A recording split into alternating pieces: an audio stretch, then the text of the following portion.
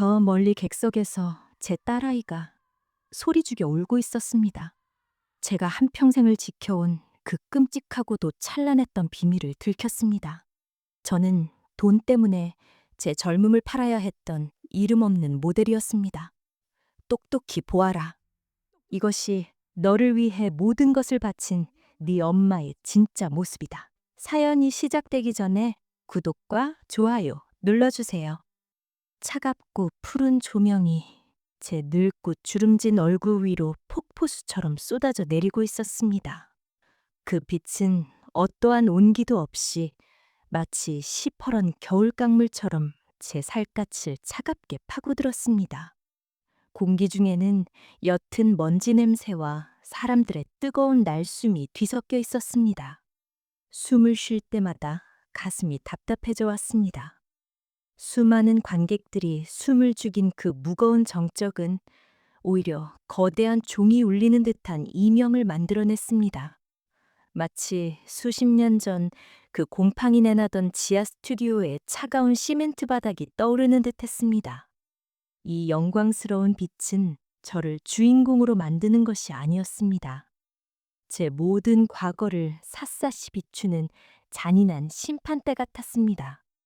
그것은 마치 거스를 수 없는 운명이라는 거대한 파도가 제 인생의 마지막 둑을 무너뜨리며 덮쳐오는 것만 같았습니다. 제 모든 비밀과 수치를 남김없이 드러내려는 듯 그 푸른 빛은 집요하고도 무자비했습니다. 멀리, 아주 멀리 객석 저편에서 제 딸이 울고 있었습니다. 제가 한평생을 지키고 또 지켜온 딸, 민서가 어린아이처럼 얼굴을 감싸준 채 울고 있었습니다. 어둡고 먼 객석 속에서 제 딸의 가녀린 어깨가 들썩이고 있었습니다. 그 모습은 마치 망망대해 위에서 부서지는 작은 조각배 같았습니다. 그 울음소리는 들리지 않았습니다. 하지만 제 심장에는 천둥처럼 날아와 박혔습니다. 민서야, 울지 마라. 제발 이 못난 엄마 때문에 네 고운 얼굴을 눈물로 적시지 마라. 저 아이의 눈물 한 방울이 내 심장에 구멍을 내는 것만 같았습니다. 내가 평생을 지켜온 내 세상이 무너져 내리는 것만 같았습니다. 제 딸의 울음은 제가 평생 동안 쌓아 올린 위태로운 성벽에 생긴 첫 번째 균열이었습니다. 그 균열 사이로 제 모든 거짓과 위선, 그리고 감춰왔던 진실이 툭 터진 강물처럼 쏟아져 나오려 하고 있었습니다. 제 심장이 쿵 하고 바닥으로 떨어지는 것만 같았습니다. 알아버렸구나. 내가 평생을 숨겨온 그 끔찍하고도 찬란했던 비밀을 결국은 들켜버렸구나.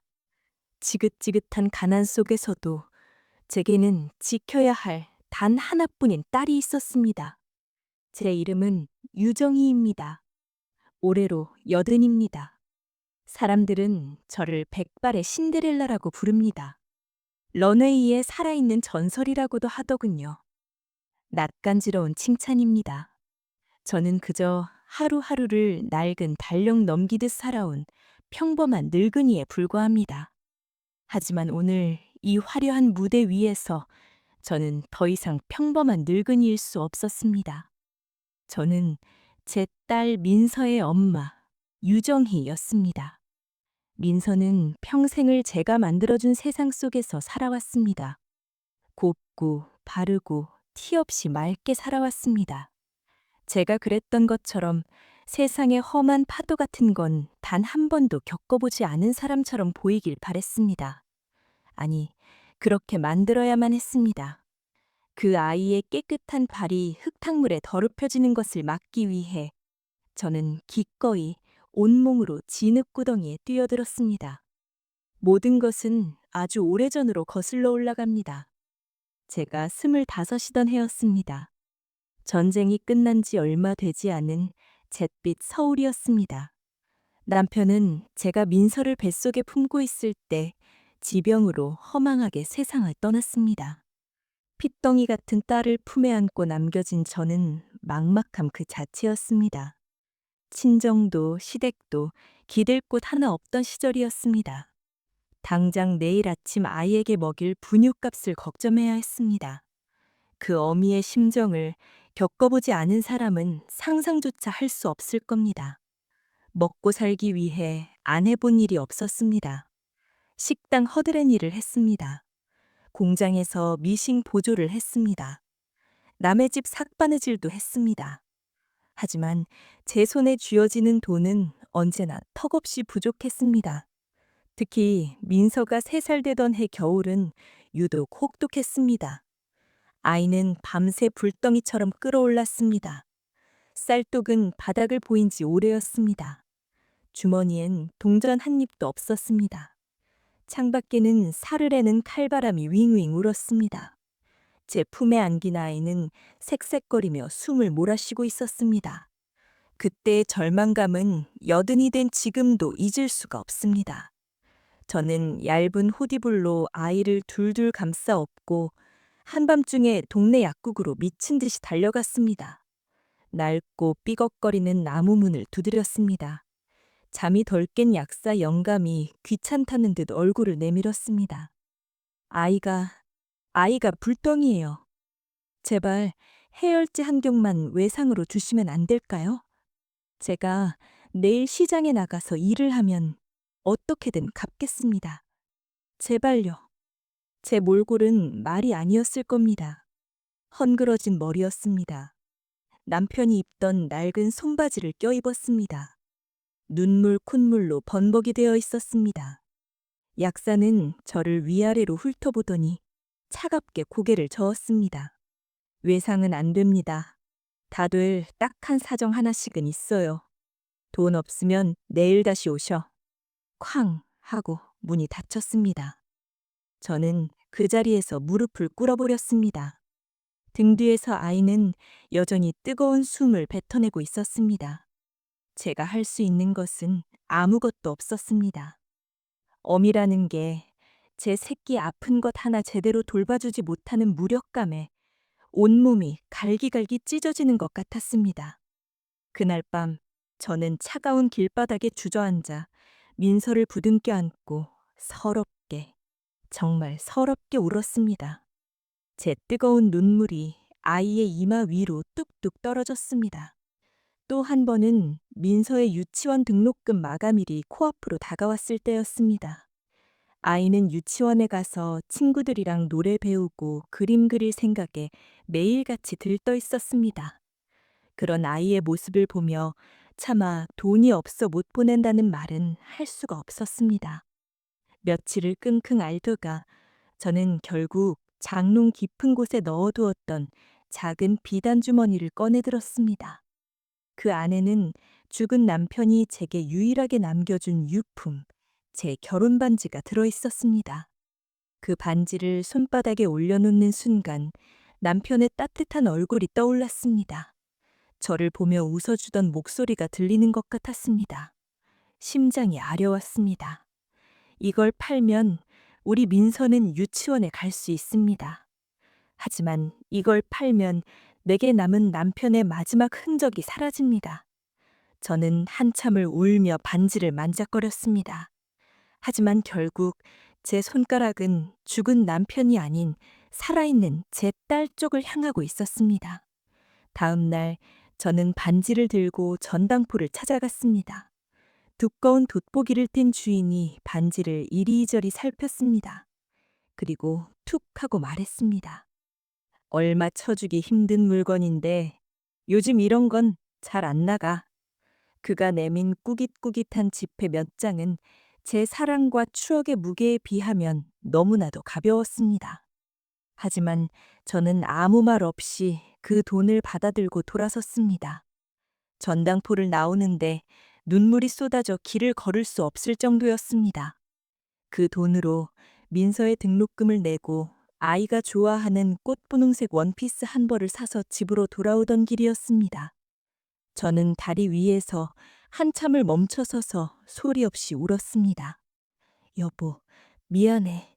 하지만 나 우리 민서는 꼭 지켜야겠어.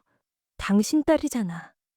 그렇게 강물에 제 슬픔을 다 흘려보내고 나서야 저는 다시 집으로 발걸음을 옮길 수 있었습니다. 그렇게 하루하루를 버텨내던 어느 날이었습니다. 시장에서 콩나물을 고르고 있는데 어떤 말쑥한 차림의 신사가 제게 말을 걸어왔습니다. 아주머니, 혹시 사진 찍는 일에 관심 있으세요? 처음에는 무슨 소리인가 했습니다. 뜬금없이 사진이라니. 경계심 가득한 눈으로 그를 쳐다보았습니다. 그는 명함 한 장을 내밀었습니다. 명함에는 오리엔탈 스튜디오라는 이름과 함께 실장 박영철이라는 글자가 적혀 있었습니다. 제가 사람 보는 눈이 꽤 정확한 편인데 아주머니는 사연이 있는 얼굴이네요. 우리 잡지에 딱 맞는 이미지인데. 사연이 있는 얼굴. 그 말이 참 서글프게 들렸습니다. 제 얼굴에 나는 이렇게 힘들게 살고 있다라고 써있기라도 한 걸까요? 저는 고개를 저으며 콩나물감만 치우고 서둘러 자리를 뜨려 했습니다. 그때 그다 다급하게 제 앞을 막 서면서 말했습니다. 하루 일하시면 쌀 한 가마니 값을 버실 수 있습니다. 쌀 한 가마니? 그 말에 제 발걸음이 돌처럼 굳어버렸습니다. 쌀 한 가마니면 우리 민서에게 몇 달은 따뜻한 밥을 해먹일 수 있었습니다. 결혼 반지를 팔고 받은 돈보다도 훨씬 큰 돈이었습니다. 저는 떨리는 목소리로 물었습니다. 무슨 사진을 찍는 건가요? 별거 아닙니다. 그냥 새로 나온 화장품이나 옷 같은 거 홍보하는 잡지에 들어갈 사진이에요. 그냥 서서 웃기만 하면 됩니다. 그렇게 저는 박영철이라는 사람을 따라 낡은 건물 지하에 있는 스튜디오라는 곳에 처음 발을 들었습니다. 메카엔 담배 연기와 정체모를 화학 약품 냄새가 코를 찔렀습니다. 그곳에서 저는 제 인생을 송두리째 바꿔놓을 선택을 하게 됩니다. 처음에는 그의 말대로 화장품이나 옷 모델을 했어요. 어색하게 웃으며 카메라 앞에 서 있는 것만으로도 쌀값이 벌리는 게 신기할 따름이었죠. 하지만 세상에 공짜는 없더군요. 시간이 지날수록 그들의 요구는 점점 더 대담해졌습니다. 처음에는 조금 더 파인 옷을, 그 다음엔 수영복을, 그리고 나중에는 차마 입에 담기 힘든 그런 옷들을 입으라고 했습니다. 한 달치 월급보다 많은 돈을 봉투에 넣어 제 손에 쥐어주면서 말이죠. 정희 씨, 이것만 찍으면 이번 달 민서 등록금은 걱정 안 해도 될 텐데. 그들은 제 가장 아픈 곳을 정확히 알고 있었어요. 민서. 제 딸의 이름을 들먹이며 저를 유혹할 때마다 저는 속수무책으로 무너져 내렸습니다. 한 번 눈을 감기는 어려웠지만 두 번, 세 번이 되자 점차 무뎌지기 시작했어요. 저는 제 자신에게 끊임없이 되뇌었습니다. 이건 내가 아니야. 이건 민서 엄마가 잠시 다른 사람의 옷을 빌려 입은 것뿐이야. 민서를 위해서, 우리 딸 미래를 위해서야. 그렇게 저는 유정희라는 이름을 지우고 릴리라는 이름의 삼류 잡지 모델이 되었습니다. 주간지에 실리는 가십 기사의 주인공으로 혹은 싸구려 달력의 모델로 제 젊은 날의 모습이 박제되었죠. 저는 철저하게 이중 생활을 했습니다. 스튜디오를 나서는 순간 저는 다시 민서 엄마로 돌아왔어요. 촬영장에서 입었던 야한 옷과 짙은 화장을 깨끗이 지우고 평범한 시장 옷으로 갈아입고 손에 흙먼지를 묻혀가며 민서의 저녁밥을 차렸습니다. 민서는 그런 제 속도 모르고 해맑게 자라주었어요. 제가 벌어온 돈으로 좋은 옷을 입고 좋은 음식을 먹고 남부럽지 않게 학교에 다녔습니다. 딸아이가 받아오는 상장은 제게 유일한 위안이자 구원이었습니다. 민서가 전교 1등을 했다는 소식을 들은 날, 저는 밤새 숨죽여 울었습니다. 더럽고 천한 돈으로 내 딸을 이렇게 귀하게 키워냈다는 죄책감과 안도감이 뒤섞여 심장이 터질 것만 같았어요. 민서가 커갈수록 제 비밀이 탄로날까봐 두려운 마음은 점점 더 커져만 갔습니다. 옛날 잡지나 달력을 가지고 있는 사람이 혹시라도 민서 주변에 나타나지 않을까 노심초사하며 살았어요. 제가 릴리로 활동했던 시절에 모든 자료들을 긁어 모아 집안 깊숙한 다락방 낡은 나무 괴짝에 넣고는 자물쇠로 굳게 잠가버렸습니다. 그 괴짝은 제 수치심의 무덤이자 민서를 지키기 위한 마지막 보루였어요. 그 위로 먼지가 겹겹이 쌓이고 세월이라는 거미줄이 쳐질수록 저는 조금씩 안심했습니다. 시간이 흘러 민서는 무사히 대학을 졸업하고 번듯한 대학 교수가 되었습니다. 좋은 남자를 만나 결혼도 하고 눈에 넣어도 아프지 않을 손주까지 안겨주었죠. 저는 비로소 제 임무를 다했다는 생각이 안도했습니다. 이제 그 끔찍했던 과거는 영원히 저 괴짝 속에서 잠들게 되리라 믿었어요. 저는 그저 자식 농사 잘 지은 평범하고 인자한 할머니로 조용히 생을 마감할 수 있을 거라고 생각했습니다. 그런데 인생이란 참 얄궂더긴요.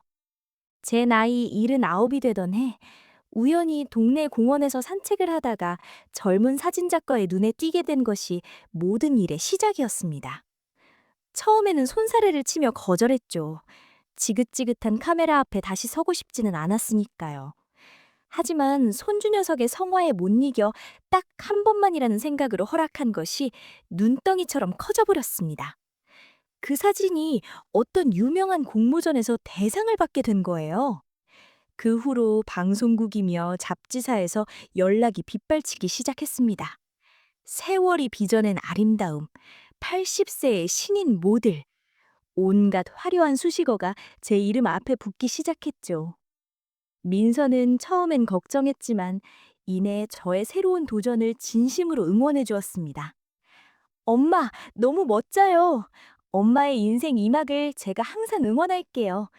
그동안 저 키우느라 고생만 하셨는데 이제라도 엄마 자신을 위해 사세요. 딸의 그 말에 저는 용기를 얻었습니다. 어쩌면 이것은 신이 내게 주신 마지막 기회일지도 모른다고 생각했어요. 과거의 릴리를 현재의 모델 유정이가 당당하게 덮어버릴 수 있는 기회. 수치스러웠던 과거를 영광스러운 현재로 깨끗이 씻어낼 수 있는 기회라고 말입니다. 그리고 오늘 저는 대한민국에서 가장 유명한 디자이너의 패션쇼 그 마지막 무대를 장식하는 모델로 서게 된 것입니다. 이 무대만 성공적으로 마치면 제 인생은 완벽한 해피엔딩으로 끝날 수 있을 터였습니다. 모든 것이 순조로워 보였어요. 제 수십 년 묵은 불안감마저도 이제는 정말 끝이라고 그렇게 믿고 싶었습니다. 하지만 운명은 제 편이 아니었던 걸까요? 쇼가 열리는 그날 아침, 저는 아주 불길한 꿈을 꾸다 잠에서 깼습니다. 꿈속에서 저는 25살의 젊은 모습으로 낡은 스튜디오의 차가운 바닥에 웅크리고 앉아 있었어요.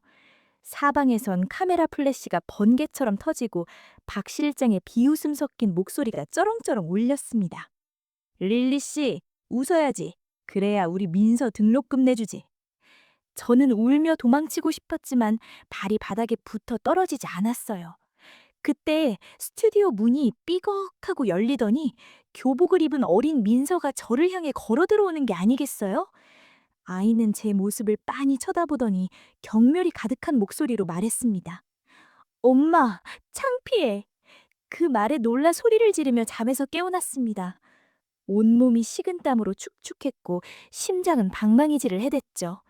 창밖은 꿈처럼 잔뜩 흐려 있었고 금방이라도 비가 쏟아질 듯 잿빛 구름이 낮게 깔려 있었습니다.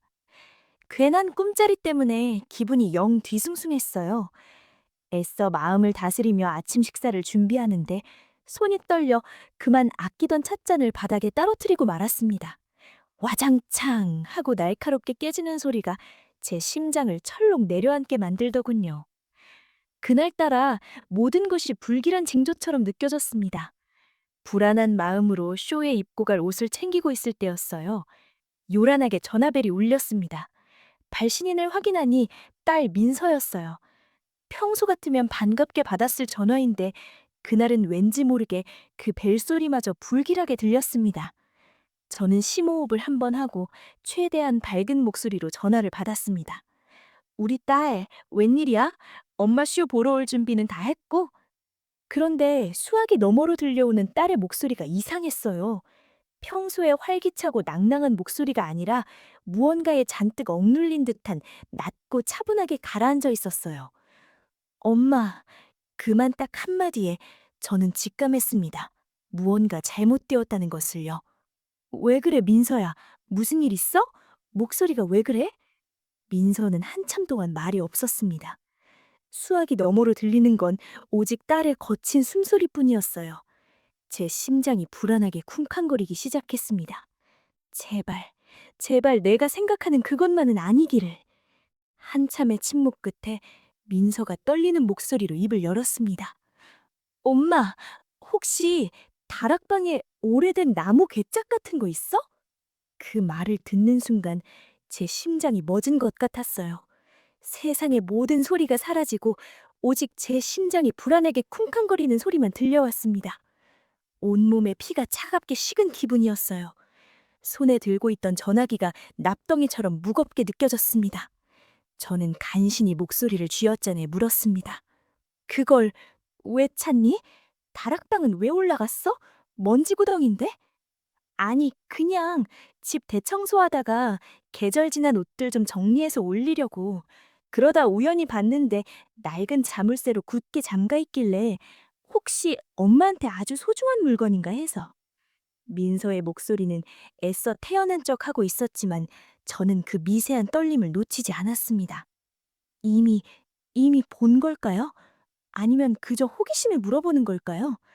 머릿속이 하얗게 비어버리는 것 같았어요. 지금 이 순간 제 대답 하나에 제 평생이 걸려있다는 생각이 들었습니다. 저는 마른 입술을 혀로 축이며 최대한 아무렇지 않은 척 인자한 엄마의 목소리를 연기했습니다. 아, 그거 별거 아니야. 네 아버지 유품 몇 가지랑 옛날 천지 같은 거 넣어둔 거란다. 하도 오래돼서 너 보여주기도 창피하고 그냥 엄마 추억이니까 나중에 엄마 주거든 그때 열어보렴. 신경 쓰지 말고 어서 쇼 보러 올 준비나 해. 오늘 엄마 제일 예쁜 모습 보여줘야지. 거짓말이었습니다. 그 안에는 남편의 유품은커녕 편지 한 장 들어있지 않았어요. 오직 제 추락한 과거만이 곰팡이내를 풍기며 잠들어 있을 뿐이었죠. 전화를 끊고 나서도 저는 한참을 그 자리에 못 박힌 듯이 서 있었습니다. 손끝부터 시작된 한기가 등줄기를 타고 올라와 목덜미를 뻣뻣하게 만들었습니다. 설마 그걸 발견했을 리가 없어. 내가 수십 년간 꽁꽁 숨겨둔 내 진짜 모습을 내 딸이 봤을 리가 없어. 민서는 그런 아이가 아니야. 엄마 물건에 함부로 손댈 아이가 아니잖아. 그래, 그냥 정말 우연히 보고 궁금해서 물어본 걸 거야. 내가 너무 예민하게 구는 거야. 저는 그렇게 스스로를 몇 번이고 다독였습니다. 하지만 한 번 피어오른 불안의 씨앗은 걷잡을 수 없이 자라 제 온 마음을 잠식하기 시작했습니다. 그 괴짝을 다락방 구석에 처박아 두었던 날이 떠올랐어요. 민서가 초등학교에 들어갈 무렵이었죠. 어느 날 동네 구멍가게 아저씨가 저를 보며 희죽 웃더군요. 어디서 많이 뵌 분 같은데 혹시 잡지에 나오시는 분 아니셔? 릴리라고? 그 말을 듣는 순간 온몸이 얼어붙는 것 같았습니다. 저는 민서의 손을 잡고 미친 듯이 집으로 도망쳤어요. 그리고 그날 밤 저는 집안에 있던 제 흔적이란 흔적을 모조리 긁어모아 그 괴짝에 넣고 자물쇠로 채워버렸습니다. 민서가 제 과거를 알게 될까봐, 그래서 제게 실망하고 저를 부끄러워하게 될까봐 죽을 만큼 두려웠기 때문이에요. 그런데 만약에 정말 민서가 그 상자를 열어봤다면? 그 속에 조잡하고 야한 사진들을 봤다면? 그 천박한 웃음을 팔고 있는 젊은 여자가 자신의 엄마라는 걸 안다면? 우리 민서는 얼마나 큰 충격을 받을까요? 평생을 세상에서 가장 고상하고 현명한 분으로만 알고 살아온 제 엄마의 진짜 모습을 마주했을 때 얼마나 큰 배신감을 느낄까요? 엄마, 창피해. 오늘 아침 꿈속에서 들려오던 민서의 목소리가 환청처럼 귓가를 맴돌았습니다. 저는 거울 앞에 주저앉아 버렸습니다. 거울 속에는 값비싼 드레스와 화려한 마탐으로 치장한 늙은 여인이 금방이라도 울음을 터뜨릴 것만 같은 얼굴로 저를 보고 있었습니다. 백발의 신데렐라라고요? 런웨이의 전설이라고요? 다 허상이었습니다. 저는 그저 제 더러운 과거를 숨기기 위해 평생을 전전긍긍하며 살아온 거뱅이 유정희일 뿐이었어요. 시간은 속절없이 흘러 쇼가 시작될 시간이 다가오고 있었습니다. 저는 불안한 마음을 억지로 짓누르며 메이크업을 받았습니다. 거울 속에 저는 화려한 드레스를 입고 우아한 우악처럼 보였지만 그 속은 금방이라도 부서질 듯 위태로운 얼음 조각 같았어요. 어쩌면 오늘이 이 모든 위선과 거짓을 끝낼 마지막 날이 될지도 모른다는 예감이 들었습니다. 수십 년을 쇼는 그렇게 제 인생 최악의 스캔들로 막을 내렸습니다. 엉망이 된 무대에서 내려와 딸아이를 부둥켜 안고 한참을 울고 난 뒤 저는 민서의 손을 잡고 기자들을 피해 도망치듯 빠져나왔어요. 그날 밤 우리는 아무 말도 하지 않았습니다. 그저 서로의 존재를 확인하듯 꼭 붙어 앉아 뜬 눈으로 밤을 지새웠지요. 저는 제 평생의 비밀이 탄로났다는 충격보다 이 모든 끔찍한 진실을 알아버린 제 딸이 앞으로 겪어야 할 상처가 더 두려웠습니다. 다음 날 아침 세상은 온통 저와 민서의 이야기로 떠들썩했습니다. 처음 한두 시간은 동정적인 기사들이 나오더군요. 딸을 위해 모든 것을 희생한 어머니의 눈물겨운 고백. 하지만 그 동정은 아주 짧았습니다. 굶주린 하이에나 같은 기자들이 제 과거를 파헤치기 시작하면서 여론은 순식간에 차갑게 돌아섰어요. 국민 할머니 모델 유정이 알고 보니 삼류 에로 모델 출신? 백발의 신데렐라? 거짓으로 쌓아올린 이미지 대국민 사기극이었나? 자극적인 제목의 기사들이 쏟아져 나왔습니다. 제가 릴리라는 이름으로 활동했던 시절에 가장 야하고 천박한 사진들이 신문 일면을 장식했고, 방송에서는 전문가라는 사람들이 나와 제 과거를 난도질하며 품평을 해댔어요. 사람들은 더 이상 제 희생에 감동하지 않았습니다. 대신 저를 고상한 척 대중을 속여온 파렴치한 늙은이로 몰아세웠지요. 며칠 전까지만 해도 제게 찬사를 보내던 그 목소리들이 이제는 날카로운 비수가 되어 제 심장을 후벼 팠습니다. 모든 것이 무너져 내리는 건 한순간이었습니다. 광고 모델로 계약했던 회사들에서는 줄줄이 위약금 청구 소송을 걸어왔어요. 브랜드 이미지를 실추시켰다는 명목이었지요. 패션쇼를 망친 것에 대한 손해배상 청구서도 날아왔습니다. 제가 평생을 모아 장만했던 작은 아파트마저 팔아도 그 빚을 다 갚을 수 없는 지경에 이르렀어요.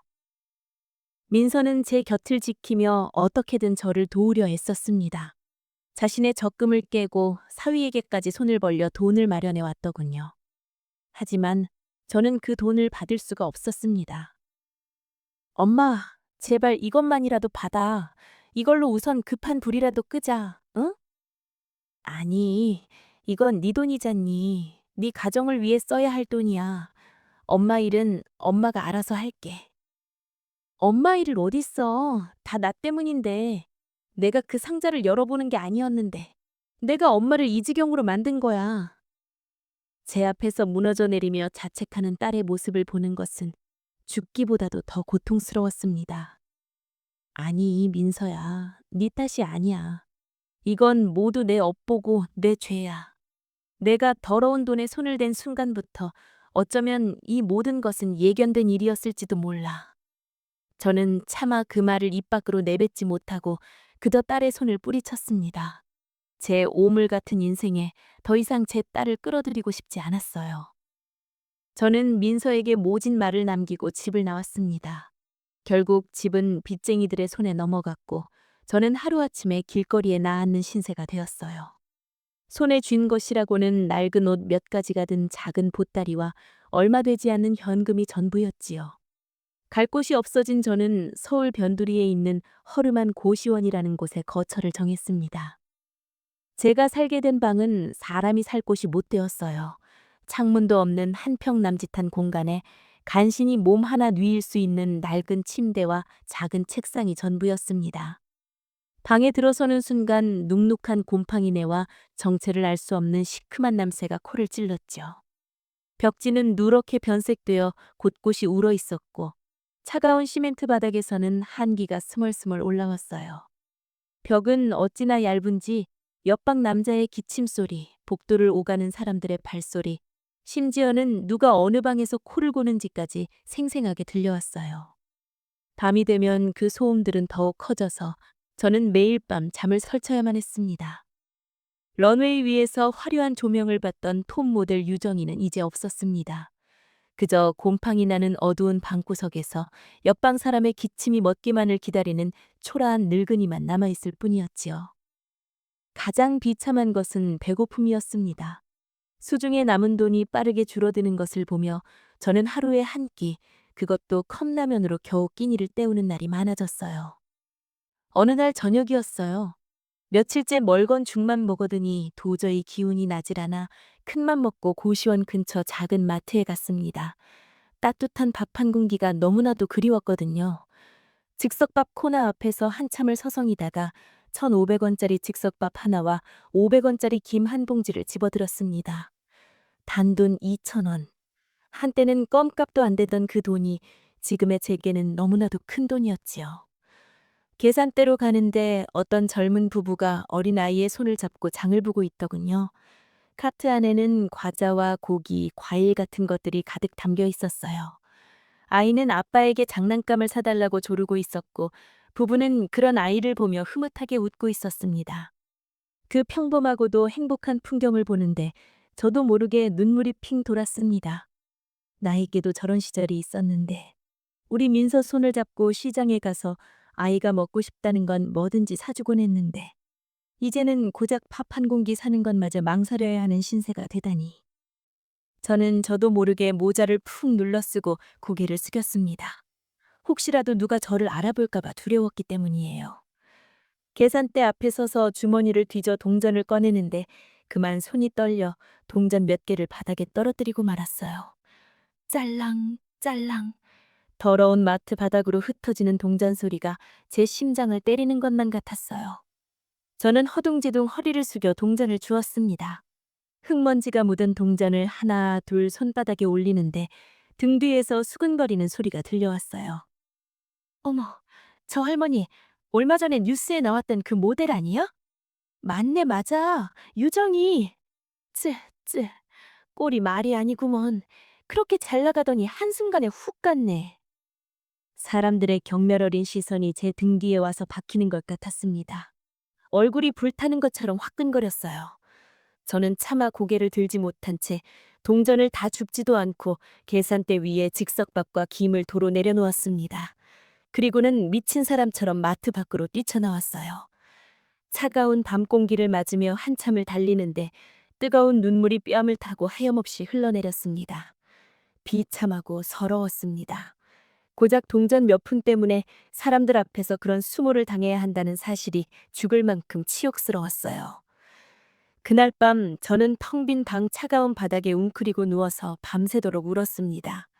꼬르륵거리는 배를 움켜쥐고 있는데 제 자신이 너무나도 한심하고 초라해 보였습니다. 절망적으로 굶어 죽는 한이 있더라도 다시는 사람들 앞에 나서고 싶지 않았어요. 며칠을 굶다시피 하자 굶주림은 제 남은 자존심마저 갉아먹기 시작했습니다. 어느 날 이른 새벽이었어요. 배가 너무 고파 잠에서 깬 저는 홀린 듯이 밖으로 나왔습니다. 고시원 근처 식당과 골목을 어슬렁거리는데 한 식당 주인이 식당 앞에 음식물 쓰레기통을 내놓고 있더군요. 그 안에는 손님들이 먹다 남긴 음식물들이 뒤섞여 있었습니다.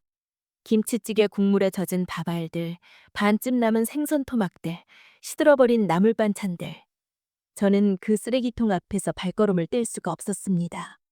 이성이 말하고 있었어요. 안 돼, 유정이. 네가 아무리 비참해져도 이건 아니야. 이건 짐승이나 하는 짓이야. 하지만 제 위장은 이성의 목소리를 비웃기라도 하듯이 고통스럽게 요동치고 있었습니다. 그러던 바로 그때 식당 주인이 저를 힐끗 보더니 귀찮다는 듯이 소리쳤어요. 할머니, 거기서 뭐해요? 멀쩡히 생겨서 남의 가게 앞에서 재수없게. 저는 마치 도둑질이라도 하다 들킨 사람처럼 화달짝 놀라 그 자리를 피했습니다. 어두운 골목길 구석에 숨어 가쁜 숨을 몰아셨지요. 제 심장이 미친 듯이 뛰고 있었습니다. 방금 전 저는 남이 버린 음식물 쓰레기를 탐하고 있었습니다. 한때 대한민국 최고의 모델이라 불렸던 제가 이제는 음식물 쓰레기통을 뒤지는 신세로 전락해버린 겁니다. 더 이상 떨어질 곳도 없는 바닥까지 추락해버렸다는 절망감이 온몸을 휘감았습니다. 그 길로 저는 정처 없이 걸었습니다. 어디로 가는지도 모른 채 그저 걷고 또 걸었지요. 새벽의 차가운 공기가 제 텅 빈 속을 더욱 시리게 만들었어요. 한참을 걷다 보니 어느새 저는 한강 다리에 서 있었습니다.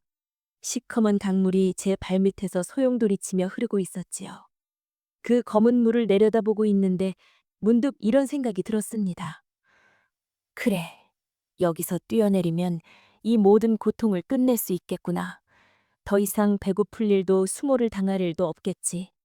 나 같은 건 그냥 이렇게 사라져버리는 게 민서를 위해서도 좋은 일이야. 내가 살아있는 한 내 딸 인생의 영원한 족쇄가 될 테니까. 저는 죄책감에 온몸이 떨려왔습니다. 민서야, 미안하다. 이 못난 엄마를 용서하지 마라. 너를 지키기 위해 시작한 일이었는데 결국 내 욕심이 너를 더 큰 구렁이로 밀어 넣은구나. 너의 깨끗한 이름에 내 더러운 오물을 묻혔구나. 엄마가 죽어서라도 그 죄를 갚을게. 저는 눈을 질끈 감고 다리 난간 위로 위태롭게 올라섰습니다. 차가운 강바람이 제 낡은 옷가 사이로 파고 들어와 온몸을 얼어붙게 만들었어요.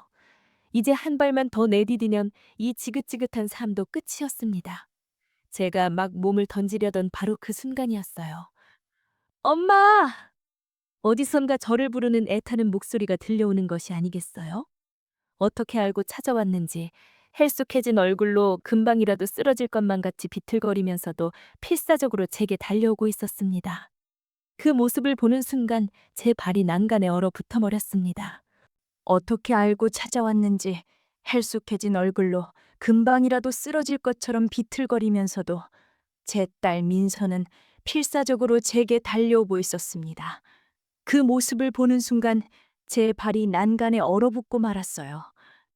민서는 다리에 힘이 풀린 듯 제 앞에 와르르 무너지며 제 다리를 붙잡고 통곡했습니다. 엄마, 엄마 여기서 뭐 하는 거야? 나 버리고 가려고? 나 혼자 두고 가려고 그랬어? 아이의 절규에 차갑게 식어버렸던 제 심장이 다시 고통스럽게 뛰기 시작했습니다. 저는 차마 아무 대답도 하지 못하고 그저 흐느끼는 딸의 등을 말없이 쓸어주기만 했어요. 얼마나 울었을까요? 한참 뒤에야 겨우 울음을 그친 민서가 퉁퉁 부은 눈으로 저를 올려다보며 말했습니다. 엄마, 내가 다 알아봤어. 엄마 이렇게 만든 사람, 그 사람 누군지 내가 알아냈단 말이야. 그 말이 무슨 뜻인지 저는 단번에 알아챌 수 있었습니다. 박 실장, 제 젊은 날을 갉아먹고 결국 제 인생의 마지막까지 엉망으로 만들어버린 그 악마 같은 남자의 얼굴이 떠올랐기 때문이었죠. 민서야, 그 사람 얘기는 꺼내지도 마라. 다 끝난 일이야. 저는 고개를 저으며 딸을 일으켜 세우려 했습니다. 하지만 민서는 고집스럽게 제 다리를 붙잡은 채 말을 이었어요. 그 목소리에는 슬픔과 함께 이글거리는 분노가 담겨 있었습니다. 아니, 안 끝났어. 어떻게 이게 끝난 일이야. 그 사람은, 박영철이라는 그 사람은 지금 자기 이름으로 된 사진 전시회를 열고 있대. 아주 유명한 원로 사진작가 행세를 하면서 세상 모든 존경은 다 받으면서 떵떵거리고 살고 있단 말이야. 엄마는 이렇게 다리 위에서 죽으려고 하는데 그 인간은 엄마 젊은 시절 사진까지 버젓이 예술작품인 양 걸어놓고 사람들에게 박수를 받고 있다고. 민서는 품속에서 꼬깃꼬깃 접힌 신문기사 하나를 꺼내 제게 내밀었습니다. 원로 사진작가 박영철, 그의 50년 사진 인생을 돌아보는 회고전 개최. 기사 한쪽에는 중후한 멋을 풍기는 백발의 노인이 환하게 웃고 있는 사진이 실려 있었어요. 박영철. 수십 년의 세월이 흘렀지만 그 교활하게 번들거리는 눈빛만은 예전 그대로였습니다. 그리고 그 옆에는 제 사진이 작게 실려 있었습니다. 그의 초기 페르소나 릴리라는 설명과 함께요. 그 기사를 보는 순간 제 머릿속에 무언가가 툭 하고 끊어지는 것 같았습니다. 죽고 싶다는 생각도 비참하다는 감정도 모두 사라지고 오직 시뻘건 분노만이 제 온몸을 휘감았어요. 그는 제 인생을 짓밟고도 모자라 이제는 제 고통과 수치심마저 자신의 예술적 업적으로 포장하고 있었습니다. 저를 삼류 모델로 만들었던 그가 이제는 제 덕분에 위대한 예술가 행세를 하고 있는 것이었습니다. 용서할 수가 없었어요. 저 자신을 위해서가 아니었습니다. 제 딸 앞에서 더 이상 초라한 엄마가 되고 싶지 않았기 때문이에요. 내 딸이 평생 짊어지고 가야 할지도 모를 이 상처의 근원을 제 손으로 직접 도려내야만 했습니다. 민서야, 그 전시회 어디서 하는지 아니? 제 목소리는 분노로 가늘게 떨리고 있었습니다. 민서는 걱정스러운 눈으로 절 보았지만 이내 제 눈빛에서 결연한 의지를 읽었는지 조용히 고개를 끄덕이며 주소가 적힌 메모지를 건네주었습니다. 저는 딸의 어깨를 두드려주며 말했어요. 너는 먼저 집에 가 있어. 엄마 할 일이 생겼다. 가서 아주 오래전에 끝냈어야 했던 인사를 하고 와야겠어. 저는 민서를 택시에 태워 보낸 뒤 곧바로 주소에 적힌 주소로 향했습니다. 불편한 몸을 이끌고 진실을 확인하러 가는 그 길은 마치 지옥으로 향하는 길처럼 멀고도 험했습니다. 한강 다리 위에서 차가운 강바람을 맞은 탓인지 며칠간 굶주린 몸은 천근만근 무거웠고 한 걸음 한 걸음 내디딜 때마다 낡은 기계처럼 무릎이 삐걱거렸습니다. 하늘은 제 마음을 아는지 모르는지 야속하게도 차가운 겨울비를 뿌리기 시작했어요. 처음에는 보슬비처럼 내리던 것이 이내 장대비로 변해 제 온몸을 사정없이 때렸습니다. 얇은 스웨터 한 장이 전부였던 제 몸은 금세 비에 흠뻑 젖어 뼛속까지 시린 한기가 파고들었습니다. 버스를 2번이나 갈아타고 낯선 동네에 내려 한참을 걸었습니다. 그가 전시회를 연다는 곳은 강남의 아주 번화한 거리 한복판에 있는 커다란 갤러리였어요. 화려한 명품 매장과 높은 빌딩들 사이를 저는 비에 잦은 생쥐꼴로 절뚝거리며 걸었습니다. 지나가는 사람들은 흘깃 저를 쳐다보며 노골적으로 인상을 찌푸리더군요. 그들의 경멸 어린 시선이 마치 날카로운 유리 조각처럼 제 심장에 박히는 것 같았습니다. 숨이 턱끝까지 차올랐고 눈앞이 몇 번이나 아찔하게 흐려졌어요. 길가에 주저앉아 포기하고 싶은 마음이 굴뚝 같았지만 저는 이를 악굴고 걸음을 옮겼습니다. 제 딸 민서를 떠올리면서요. 얼마나 걸었을까요? 마침내 제 눈앞에 오리엔탈 포토 갤러리라는 간판을 단 아주 크고 웅장한 건물이 나타났습니다. 오리엔탈. 그가 젊은 시절 운영했던 낡은 음침한 지하 스튜디오와 같은 이름이었어요. 저는 헛웃음이 나왔습니다. 그 곰팡이내 나던 지하 스튜디오가 이제는 이렇게 번쩍이는 건물로 둔갑해 있었던 겁니다. 갤러리 입구에는 박영철 회고전, 시대의 눈, 50년의 기록이라는 거대한 현막이 걸려 있었고 수많은 화환들이 줄을 지어 서 있었습니다. 저는 떨리는 손으로 유리문을 밀고 안으로 들어갔습니다. 바깥의 추위와는 달리 안은 따뜻한 온기와 은은한 음악 소리와 사람들의 나지막한 담소 소리로 가득 차 있었어요. 잘 차려입은 사람들이 샴페인 잔을 들고 우아하게 그림을 감상하고 있었죠. 그 평화롭고 고상한 풍경 속에 비에 젖어 덜덜 떨고 있는 제 모습은 너무나도 이질적이었습니다. 저는 사람들의 시선을 애써 외면하며 벽에 걸린 사진들을 하나하나 훑어보기 시작했어요. 잿빛 전쟁터의 풍경에 가난한 시장 사람들의 고단한 얼굴과 급격하게 발전하는 서울의 모습까지 그의 사진들은 정말로 시대의 아픔을 훌륭하게 담아내고 있었습니다. 어쩌면 그는 정말로 재능 있는 예술가였을지도 모릅니다. 하지만 그 사실이 저를 더욱 비참하게 만들었어요. 마침내 저는 그것을 발견하고야 말았습니다. 갤러리 가장 중앙, 가장 좋은 자리에 제 젊은 날의 모습이 거대한 액자 속에 박제되어 걸려 있었습니다. 제가 릴리라는 이름으로 활동했을 때 찍었던 가장 부끄럽고 수치심으로운 바로 그 사진이었습니다. 낡은 창고를 배경으로 짙은 화장을 하고 슬픈 눈으로 카메라를 응시하고 있는 제 모습.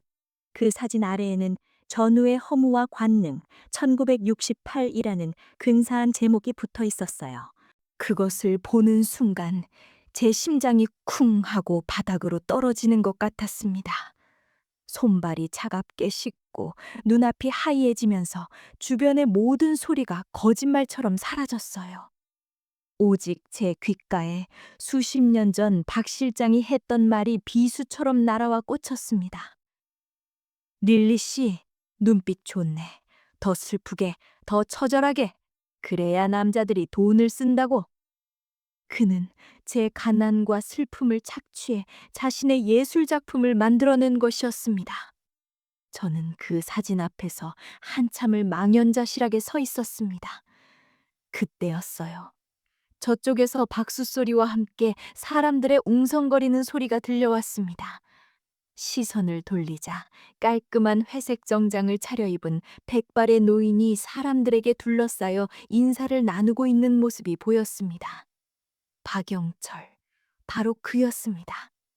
그는 예전의 그 비열한 박 실장이 아니라 세상의 모든 존경을 한 몸에 받는 위대한 예술가의 얼굴을 하고 있었어요. 그가 저를 발견한 것은 거의 동시였습니다.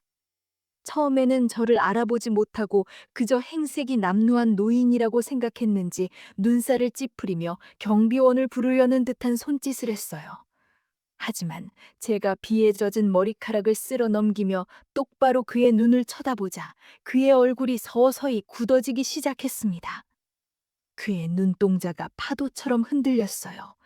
놀라움, 당혹감, 그리고 이내 깊은 경멸감으로 변해가는 것을 저는 똑똑히 보았습니다. 저는 그를 향해 천천히 한 걸음씩 다가갔습니다. 제가 다가갈수록 그를 둘러쌌던 사람들이 웅성거리며 길을 터주었죠. 마침내 그의 앞에 섰을 때 저는 제 평생의 모든 분노와 서름을 담아 나지막하지만 또렷한 목소리로 입을 열었습니다. 박 실장님. 아니, 이제는 박 작가님이라고 불러야 하나요? 저를 알아보시겠어요? 제 목소리에 주변이 순간 조용해졌습니다. 박영철은 애써 태연한 표정을 지으며 저를 위아래로 훑어보았습니다. 그리고는 마치 정신 나간 늙은이를 상대하듯 아주 오만한 목소리로 말했어요. 할머니, 누군데 여기서 이러십니까? 사람 잘못 보셨습니다. 경비원, 이 할머니 좀 밖으로 모시게. 그 뻔뻔한 낯짝을 보니 피가 거꾸로 솟는 것 같았습니다. 저는 그의 말이 끝나기도 전에 목소리를 높여 소리쳤습니다. 사람을 잘못 봤다고요? 당신 귀에는 내 목소리도 안 들립니까? 스튜디오의 차가운 바닥에서 벌벌 떨던 25살 유정이의 목소리가, 당신이 릴리라고 이름 붙여준 그 여자의 목소리가 정말 안 들리냐고요? 제 고함 소리에 갤러리 안의 모든 사람들이 저희 쪽을 쳐다보았습니다. 박영철의 얼굴이 하얗게 질리는 것이 보였어요. 그는 당황한 기색을 감추려 애쓰며 제 팔을 거칠게 잡아끌며 속삭였습니다. 당신 미쳤어? 여기가 어디라고 와서 행패야? 돈 필요해서 왔어? 얼마면 돼? 얼마면 되냐고? 저는 그의 손을 뿌리치며 악을 썼습니다. 돈? 지금 나한테 돈 얘기를 하는 겁니까? 내가 지금 돈 때문에 여기까지 온 줄 아세요? 저는 손가락으로 벽에 걸린 제 사진을 가리켰습니다. 저 사진, 저게 예술입니까? 쌀 한 가마니 살 돈이 없어서 쩔쩔매는 어린애 엄마를 붙잡고 달 등록금 얘기를 들먹이면서 벗겨놓고 찍은 사진이 이게 예술이냐고 묻고 있잖아요. 사람들이 웅성거리기 시작했습니다. 그들의 시선이 박영철과 제 사진 그리고 저를 번갈아 오갔어요. 박영철은 완전히 이성을 잃은 듯 저를 향해 버럭 소리를 질렀습니다. 닥치지 못해! 어디서 저런 미친 노망난 할망구가 와서! 당신이 원해서 찍은 거 아니야! 돈 준다니까 좋다고 옷 벗은 게 누군데! 이제 와서 피해자처럼이야! 그의 적반하장에 저는 기가 막혀 헛웃음이 나왔습니다. 내가 원해서? 내가 좋아서? 그럼 당신은 갓난아기 분유값 걱정에 밤잠을 설치는 어미의 심정을 알기나 해? 당장 내일 먹을 쌀이 없어서 굶어 죽을 지경에 처한 사람한테 쌀 한 가마니 값을 주겠다고 유혹하는 게 그게 정당한 거래였어요? 당신은 내 절박함을 이용한 거야. 내 딸을 인졸로 잡고 내 영혼을 팔게 만든 거라고. 웃기지 마. 기회는 내가 줬어. 그 덕에 당신 딸 교수까지 만들었으면 고맙다고 인사는 못할 망정 어디 와서 은혜를 원수로 갚아. 당신 같은 여자들 내가 한두 명 상대해 본 줄 알아? 다들 처음엔 죽는 소리 하다가도 돈다발 쥐어주면 언제 그랬냐는 듯 꼬이치는 싸구려들이었어. 그의 입에서 싸구려라는 말이 나오는 순간 저는 제 앞에 서 있는 것이 존경받는 예술가가 아니라 수십 년 전의 그 비열한 박 실장이라는 것을 다시 한번 깨달았습니다. 저는 더 이상 참을 수가 없었어요. 눈물이 폭포수처럼 쏟아져 내렸습니다. 그래, 나 싸구려다. 당신 같은 인간들한테 내 젊음을, 내 자존심을 헐값에 팔아넘긴 더럽고 천한 년이야. 그런데 그거 알아? 그렇게 더러운 돈으로 키운 내 딸은 세상 누구보다 곱고 바르게 자랐어. 단 한 번도 남한테 상처 주는 말 같은 건 입에 담아본 적도 없는 아주 귀한 딸이라고. 그런데 당신이 내 딸을 울렸어. 내 과거를 세상에 다 까발려서 내 딸 가슴에 평생 씻을 수 없는 대못을 박았다고. 당신이 예술가 행세를 하며 박수받는 바로 이 순간에도 내 딸은 제 엄마가 부끄러워서 이 못난 엄마 때문에 숨도 제대로 못 쉬고 있단 말이야. 제 울부짖음은 더 이상 개인적인 원망이 아니었습니다. 그것은 한 시대를 잘못 만나 짓밟히고도 신음소리 한 번 제대로 내지 못했던 이 땅의 모든 약한 여자들의 절규였습니다. 당신이 셔터를 눌렀던 그 순간순간이 모여 내 딸의 눈물이 된 거라고요. 당신이 받은 그 박수 소리 하나하나가 내 딸의 심장을 찌르는 비수가 됐다고요. 이제 알겠어? 당신이 한 짓이 한 사람의 인생뿐만 아니라 그 딸의 인생까지 송두리째 망가뜨린 용서받을 수 없는 죄악이라는 걸 이제 알겠냐고요. 제 처절한 외침에 갤러리 안은 물을 끼인 듯 조용해졌습니다.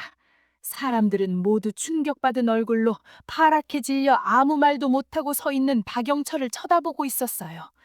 그의 위선적인 가면은 산산조각이 나버렸고 그 안에 추악한 민낯이 만천하에 드러나는 순간이었습니다. 저는 모든 힘을 다 쏟아낸 사람처럼 그 자리에 풀썩 주저앉아 버렸습니다.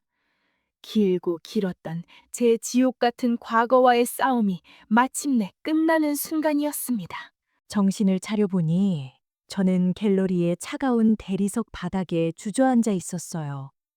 모든 소리가 멀게만 들렸습니다. 제 주변으로 수많은 카메라 플래시가 섬광처럼 터지고 있었지만 그 빛은 마치 다른 세상의 일처럼 아득하기만 했죠. 저는 그저 멍하니 사람들 앞에서 모든 것이 발가벗겨진 채 무너져 내리는 박영철의 모습을 바라보고 있었습니다.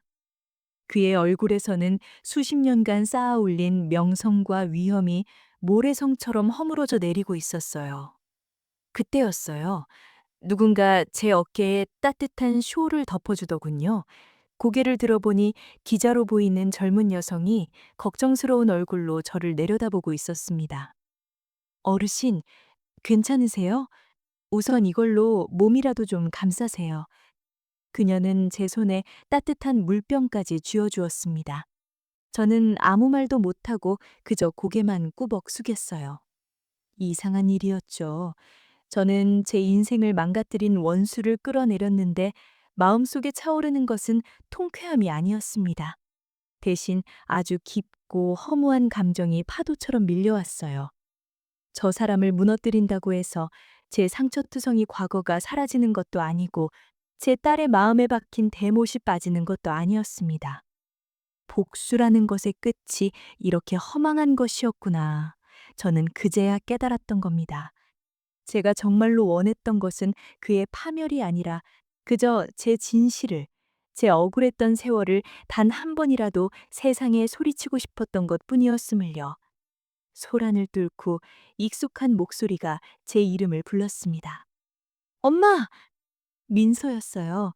어느새 달려왔는지 제 딸이 눈물범벅이 된 얼굴로 저를 부축해 일으켰습니다. 제 몸은 솜처럼 가벼웠어요. 민서는 제게 쇼를 단단히 여며주며 제 귓가에 속삭였습니다. 엄마, 이제 됐어. 다 끝났어. 우리 집에 가자, 엄마. 저는 아무 말 없이 딸의 부축을 받으며 갤러리를 빠져나왔습니다. 등 뒤로 박영철을 향한 기자들의 날카로운 질문 소리와 카메라 셔터 소리가 폭포수처럼 쏟아졌지만 저는 단 한 번도 뒤를 돌아보지 않았어요. 갤러리 밖으로 나서자 거짓말처럼 비가 그쳐 있었습니다. 차갑지만 상쾌한 밤 공기가 콧 속으로 들어오자 비로소 제가 살아있다는 실감이 났습니다. 우리는 아무 말 없이 택시를 타고 민서의 집으로 향했어요. 그날 밤 민서는 따뜻한 죽을 쑤어 제게 먹였습니다. 그리고는 제 옆에 가만히 누워 어린 시절 그랬던 것처럼 제 손을 꼭 잡아주었죠. 한참의 침묵 끝에 민서가 먼저 입을 열었습니다. 엄마, 미안해. 내가 괜한 걸 엄마한테 보여줘서 엄마를 더 힘들게 한 것 같아. 저는 그런 딸의 머리를 쓰다듬으며 조용히 고개를 저었습니다.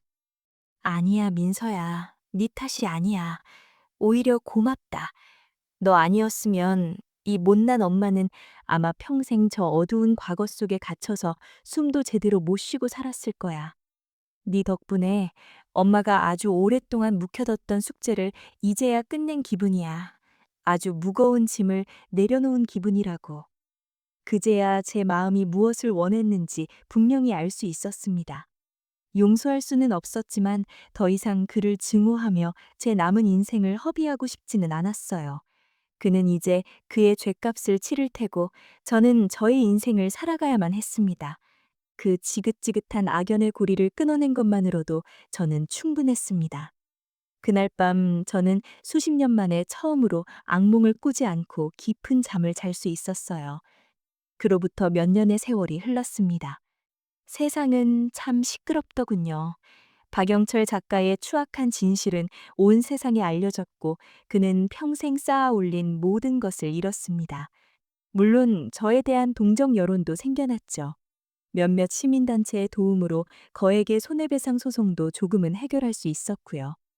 하지만 저는 다시 예전처럼 화려한 스포트라이트를 받는 삶으로 돌아가지는 않았습니다. 그럴 마음도 없었고 제게 과분한 옷이라는 것을 너무 잘 알고 있었기 때문입니다. 저는 지금 서울의 한적한 동네에 있는 작은 빌라에서 살고 있습니다. 아침이면 창문으로 따스한 햇살이 가득 들어오는 아주 평범하고 조용한 집이에요. 빚을 다 갚고 남은 돈으로 겨우 얻은 작은 보금자리지만 그 곰팡이 내나던 고시원 방과는 비교할 수 없는 천국이죠. 요즘 제게는 새로운 직업이 생겼습니다. 동네 복지반에서 어르신들을 대상으로 시니어 모델 워킹 교실을 열어 제가 아는 것들을 가르쳐 드리고 있어요. 물론 돈벌이는 변변치 않지만 제 나이의 친구들에게 꼿꼿하게 허리 펴고 걷는 법을 알려드리는 일이 얼마나 즐거운지 모릅니다. 런웨이 위에서 수만 명의 박수를 받는 것보다 선생님 덕분에 무릎 아픈 게 나았어요 하는 할머니의 칭찬 한마디가 제게는 더 큰 기쁨을 주더군요. 주말이면 민선의 집으로 식구들이 놀러 옵니다. 사위는 이제 저를 조금도 어색하지 않고 어머니 어머니 하며 싹싹하게 따르고 눈에 넣어도 아프지 않을 제 손주 녀석들은 제 무릎에 앉아 재롱을 부리곤 하죠. 우리는 함께 거실에 둘러앉아 앨범을 보기도 합니다. 거기에는 제 젊은 시절의 부끄러운 사진들도 이제는 숨기지 않고 함께 꽂혀 있어요.